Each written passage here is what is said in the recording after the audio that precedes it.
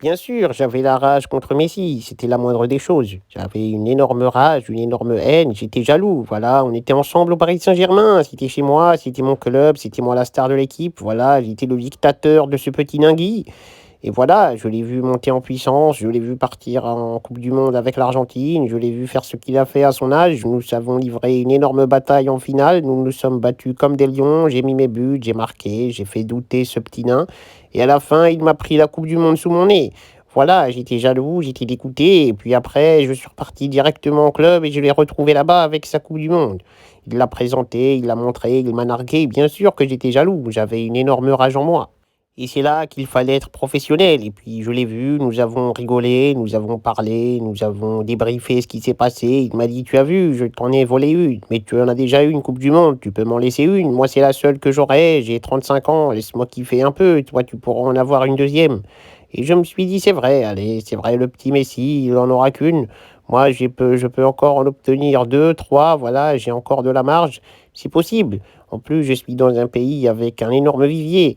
Donc c'est vrai, nous avons ri, mais j'avais la rage. Je jouais avec lui en Ligue 1, on faisait des entraînements ensemble, je souriais, je lui faisais des passes, mais tous ces gestes-là étaient hypocrites. Au fond de moi, je voulais le balayer et prendre sa Coupe du Monde. Mais voilà, je ne pouvais pas le dire, je devais faire le mec sympa, le mec cool, le mec qui comprend, et la vérité, j'avais une énorme haine. Je ne souhaite ça à personne. De jouer une finale, de perdre sa Coupe du Monde et de revoir celui qui lui a volé sa Coupe du Monde quelques jours après à l'entraînement, jouer dans son équipe, devoir être allié, ami avec quelqu'un qui lui a volé son rêve. Je pense que c'est quand même assez dur à vivre. Donc c'est normal que j'ai eu la haine, que j'avais la rage, que j'avais des idées noires, que je voulais lui insulter sa daronne. D'ailleurs, je l'ai fait plusieurs fois, je l'ai fait à plusieurs reprises en français, il ne comprenait rien, il croyait que c'était des compliments, il était teubé, il rigolait. Et puis aussi, son gardien de son équipe d'Argentine m'a insulté, m'a injurié, a fait des choses aussi que je n'aimais pas. Donc voilà, tout ça remontait, tout ça provoquait en moi une haine, une jalousie, une rage. Donc voilà, je devais l'exprimer.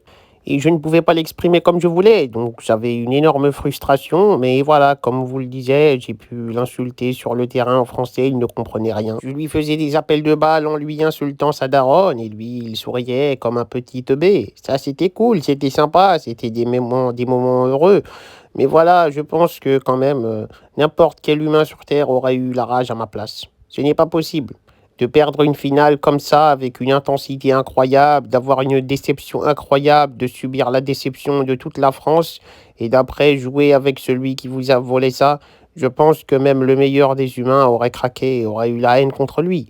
Donc voilà, j'avais la rage, j'avais la haine, j'avais le seum, j'avais tous ces sentiments mélangés et j'ai dû composer avec tout ça et après tout est passé normalement.